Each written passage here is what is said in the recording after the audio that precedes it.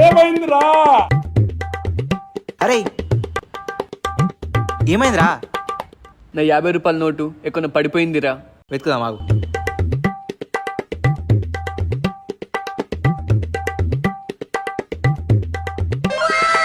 రే 100 రూపాయల నోటు దొరికిందిరా.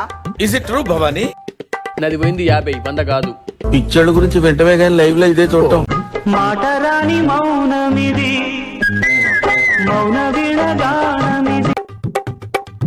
అరే మామ, నా పైసలు ఎప్పుడు ఇస్తావురా? నువ్వు గింత మైకులు లెక్కున్నావేంద్రా? ఎందుకు? పైసలు అడిగే పద్ధతిది కాదు. ఎట్లా మామ? నేను చూపిస్తాగా, చూసి నేర్చుకో. గిట్లా అడగాలి. అరే మామ, నా పైసలు ఇరా. ఇగో తీసుకో.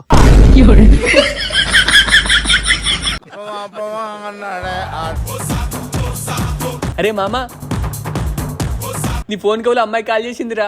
ఏమన్నదిరా మరి? ఏమన్నదంటే నిరంతరమైన సేవల కోసం వెంటనే రీఛార్జ్ చేసుకోమంది మామ. అరే నా కొడక, ఓసలి వెళ్ళి నా కొడక, నీ బుద్ధి ఇప్పుడు తెలిసింది. అరే మామ, నిన్న ఒక అమ్మాయి నా దగ్గరకు వచ్చిందిరా. వచ్చేమన్నది? నా నెంబర్ ఇమ్మన్నదిరా. మరి ఇచ్చావా? దానికి నా నెంబర్ నేనేం వాడాలరా? అరే మామ, ఎట్లాగైనా పైసలు సంపాయాలరా.